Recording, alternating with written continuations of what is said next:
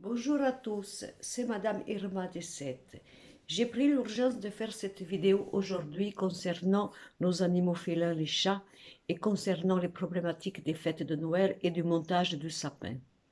Il s'avère que les chats ne sont pas toujours compris dans leur côté empathique, dans leur côté créatif, je dirais même une conscience spirituelle hors norme. Les chats, voyez-vous, subissent chaque année le problématique des maîtres qui se prend important et qui se gorge d'avoir des talents pour faire un sapin. Le chat sent déjà le problématique installé dans la maison et se dit, mon Dieu, comment je vais faire pour, avec beaucoup de délicatesse et de gentillesse, transformer cette œuvre d'art que mes maîtres croient être, alors qu'en fin de compte, c'est un désastre monumental.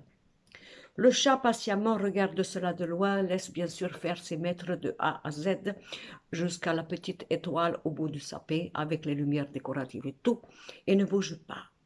Il ne bouge pas, il se retient d'agir parce qu'il se dit je vais vexer ces humains qui sont très susceptibles et qui sont vraiment gorgés d'un ego surdimensionné. Le chat regarde ça de loin, passible, surtout de rien montrer comme émotion. Montrer vraiment une forme de détachement, vraiment dénué d'intérêt. Puis, le montage du sapin final est arrivé. Mon Dieu, le chat s'est dit, qu'est-ce qu'ils ont fait? Regardez-moi comment ils ont mis ces boules n'importe comment. Il n'y a pas des, il n'y a même pas dans le sapin des petites sachets de Whiskas, par exemple. Excusez-moi pour la marque, mais il n'y a que ça qui me vient. Quelques petites croquettes, vous voyez. Non, ils ont dépensé de l'argent avec des boules qui coûtent cher.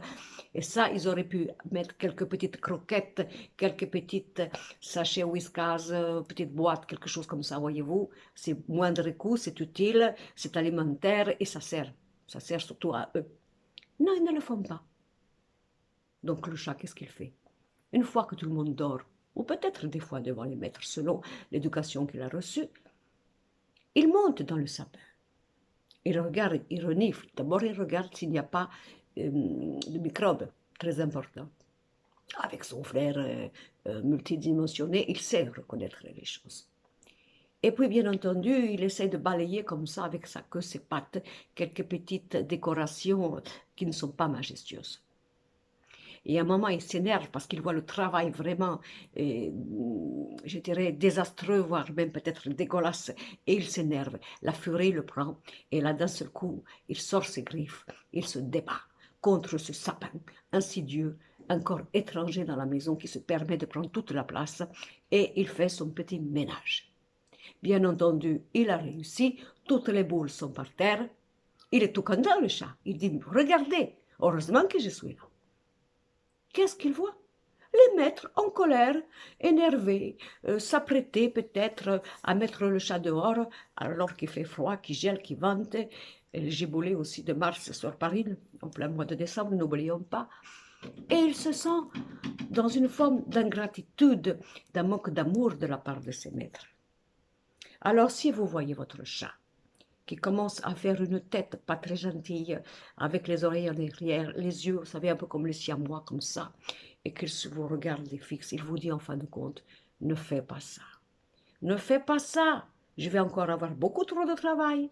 Et en plus, je vais être mis à la porte à cause de mon dévouement, de mon amour pour vous, de mon talent de, comment dire, de décorateur, de créateur, et je ne serai pas encore compris.